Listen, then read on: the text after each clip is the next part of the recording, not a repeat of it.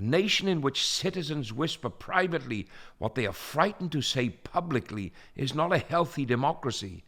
It is a frightened society. There is a sentence every government longs to hear from its citizens. It is not, I agree with you. It's not, I trust you. It's not even, I voted for you. The sentence every authoritarian government longs to hear is this: I am afraid to speak.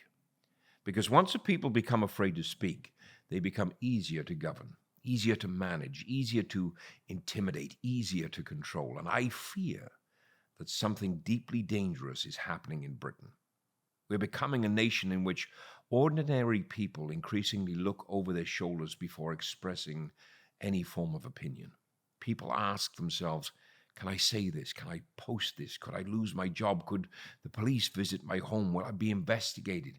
Could I be accused of hatred? Could something I said 10 years ago be found, circulated, and used to destroy my life? And now, amid political anger over social media, we hear proposals and demands that platforms such as X should be banned, blocked, or restricted. Think carefully about where this road leads. Because the question is not whether you like X. The question is not whether you like Elon Musk. The question is not whether everything written on social media is true, intelligent, responsible, or decent, because much of it is not. The question is this: should the British government possess the power to prevent millions of citizens from accessing one of the world's largest platforms for political discussion because the government dislikes what is being said there? That is the question. And every citizen who values liberty should be deeply concerned by the answer. I'm old enough to remember when censorship was considered something authoritarian governments did, when democracies criticized China for controlling the internet, when we condemned regimes that blocked websites, suppressed newspapers, and silenced dissidents. We congratulated ourselves. We were Britain, the home of parliamentary democracy, the land of Magna Carta, the nation of common law, the country of John Milton, John Locke, the nation in which generations fought, argued, wrote, preached, and sometimes died for the right to speak without requiring permission from the powerful. And now our governing class increasingly speaks about free speech as though it were a dangerous substance requiring careful regulation by experts. They call it misinformation, disinformation, harmful content, dangerous narratives, extremism, hate.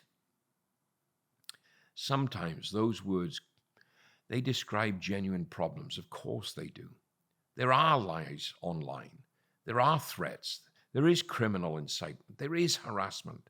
There is propaganda. There are foreign states seeking to manipulate public opinion. There are people who use social media to commit crimes. The law should deal with crime. Threats should be prosecuted. Incitement of violence should be prosecuted. Harassment should be prosecuted. Defamation has legal remedies, but lawful speech must remain lawful. Because the moment governments acquire the power to silence speech simply because they consider it harmful, we must ask the most important question in politics. Who decides? Who decides what is misinformation? Who decides what opinions are dangerous? Who decides what criticism is acceptable? Who decides which narratives may be discussed? The government? Civil servants? Regulators? Technology companies? An approved panel of experts?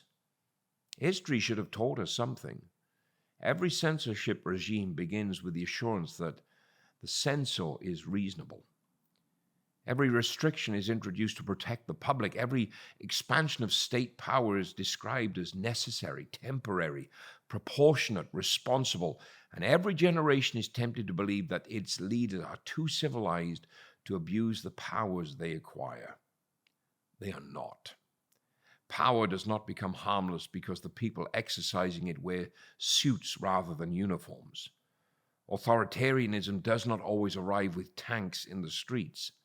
Sometimes it arrives with legislation, regulation, guidance, compliance departments, algorithms, bank account closures, employment consequences, police recording non-crime incidents, and citizens gradually learning that the safest political opinion is the one that they never express. That is not freedom. It is managed obedience. As Christians, we should understand the danger. Because the history of Christianity is, among other things, the history of people refusing to stop speaking. The apostles were arrested, threatened, interrogated, and ordered to stop preaching. Their answer was simple: we cannot but speak the things which we have seen and heard.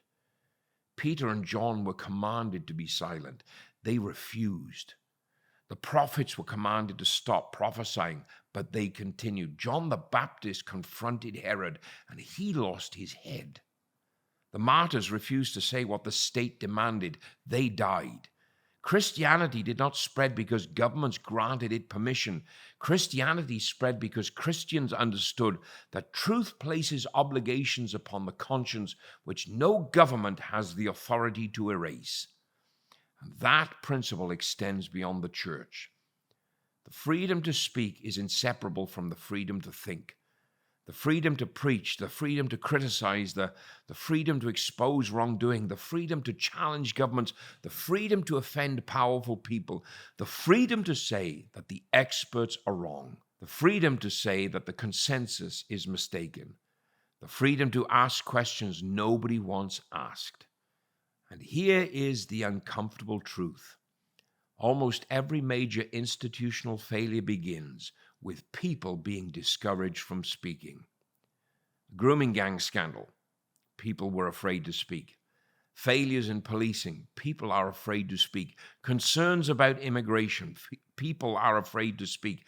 Questions about gender ideology, people are afraid to speak. Criticism of government policy, people increasingly ask whether they are permitted to speak. That should terrify us. A nation in which citizens whisper privately what they are frightened to say publicly is not a healthy democracy. It is a frightened society. And frightened societies become vulnerable to authoritarianism.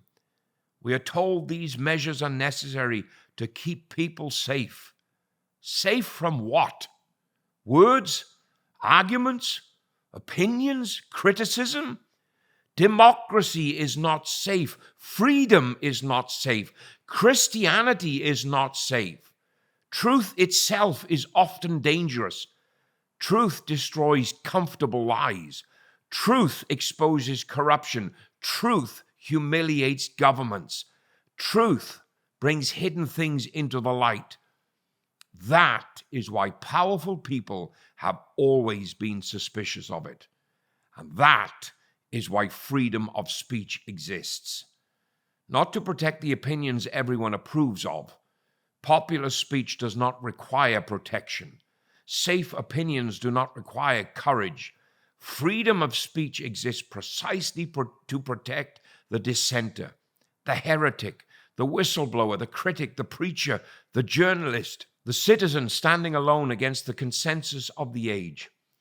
If freedom only applies to approved opinions, it is not freedom. It is permission. And at any time, permission can be withdrawn. That is why proposals to restrict or ban an entire social media platform should alarm us. Today, it may be X. Tomorrow, another platform. Then a newspaper, a broadcaster, a website, a podcast, a church live stream, a preacher whose sermons are considered harmful. Do you think that's impossible? Look around. We already live in a country where Christians have faced investigation for silent prayer, where citizens have received police visits over social media posts, where lawful speech can be recorded by police even when no crime has been committed, where people have lost employment because of opinions expressed outside the workplace, where banks, institutions, and corporations increasingly make moral judgments about which political beliefs are respectable. And still, we're told, do not worry. Only dangerous people need fear these powers.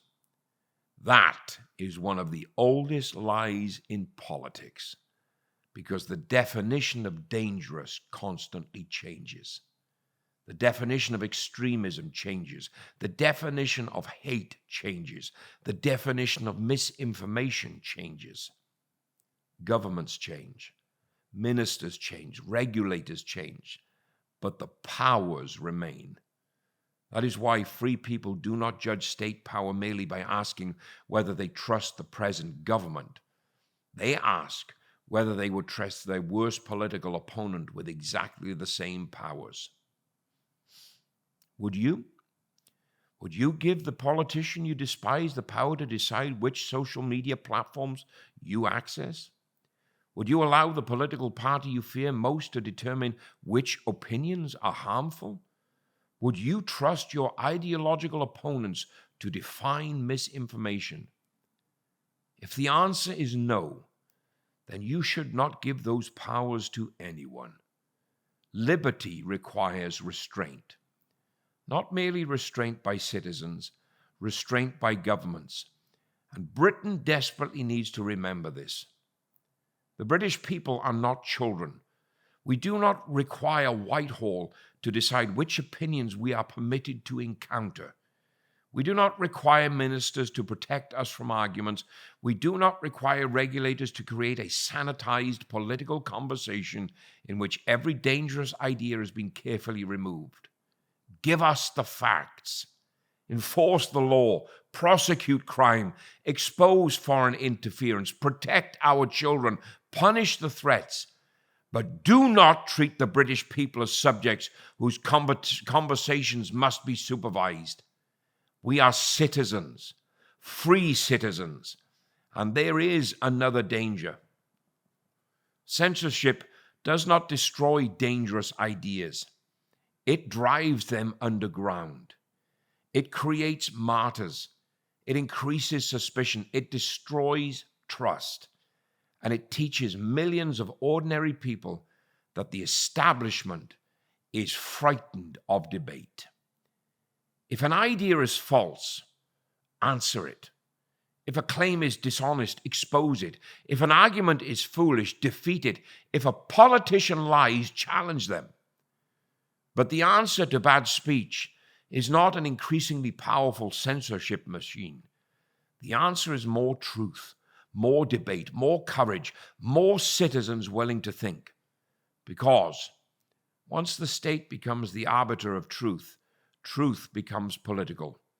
And when truth becomes political, those who control the state control reality. Christians must resist this. Not because we demand the right to be cruel, not because we defend threats, not because we excuse criminality, but because we understand that the conscience belongs to God. Caesar has legitimate authority. Christians are commanded to respect lawful government, to pray for rulers, to seek peace, to obey just laws. But Caesar is not God. The state does not own the conscience. The state does not own the pulpit. The state does not own the mind. And the state must never be permitted to determine which truths the church may proclaim. Today, the argument is about social media. Tomorrow, it may be about scripture. Today, the accusation is misinformation. Tomorrow, it may be harmful religious teaching. Today, the target is the political dissenter. Tomorrow, it may be the Christian preacher. That is why we must speak now, before the boundaries close further, before fear becomes normal, before another generation grows up believing that free speech means the freedom to repeat approved opinions. Britain needs courage again. The courage to disagree, the courage to offend, the courage to listen, the courage to argue, the courage to be wrong, the courage to change our minds, and the courage to tell governments, you work for us. You do not own us. You may govern, you may legislate, you may prosecute crime, but you may not supervise our consciences. and you may not decide which political opinions we are permitted to hear. You may not close the public square because the voices within it make you uncomfortable. You may not call censorship safety and expect free people to applaud. The British people have tolerated far too much erosion of liberty because every individual restriction appeared small. One law, one regulation, one police power, one new definition, one more exception. But liberty is rarely destroyed in a single dramatic moment. It is surrendered by inches, one silence at a time, one frightened citizen at a time, one forbidden opinion at a time, until one day a nation looks around and discovers that it is still permitted to speak, provided it has nothing controversial to say. That must never become Britain. So speak lawfully, speak peacefully, speak reasonably, speak truthfully, but speak. Refuse the culture of fear. Defend the right of your neighbors to express opinions you despise. Demand that governments prosecute crimes rather than police thoughts. Teach your children that disagreement is not hatred. Support those who lose everything for speaking lawful truths. And above all, remember the words of the apostles when the authorities commanded them to remain silent. We cannot but speak. Neither should we, because freedom is not preserved by governments. Freedom is preserved by people who refuse to surrender it. And when the state says, be silent, when the powerful say, you may not question us, when the institutions say, your opinions are dangerous, let the answer of a free Christian people rise again across this nation. We will obey the law. We will love our neighbor. We will pray for those who govern us. We will reject violence. We will speak the truth. And we will never be silent. This is Bishop Cei for Faith Speaks Louder. Do not look to the left. Do not look to the right. But look up, Britain.